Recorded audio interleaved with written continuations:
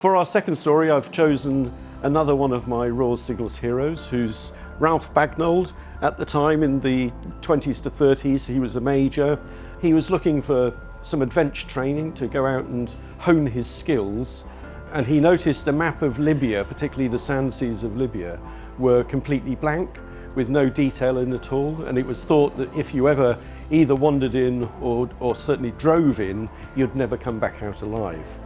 So he decided this was a challenge, so he got a team together with Model A Fords and Model T Fords, and he drove into the Libyan desert and disappeared.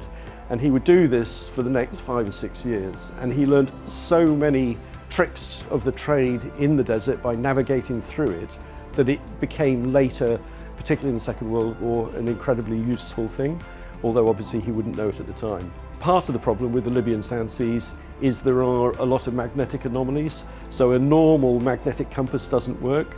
So Bagnold invented the sun compass, which uses obviously the sun to find the direction that you're heading in. He also invented something called the sand trap, which you still see on Special Forces vehicles today.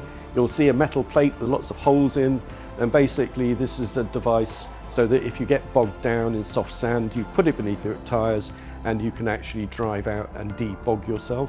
So after that experience, he retired from the army, but with the outbreak of war in North Africa in the 1940s, he was actually out there and realised he had something to give. So he looked for General Wavell, who was the commanding officer in North Africa, and suggested that he utilise his skills in navigation through the desert, as there would be no other person there who would have that kind of experience and skills. So Wavell asked him to create a reconnaissance force, which initially was called the Long Range Desert Patrol and eventually became the Long Range Desert Group.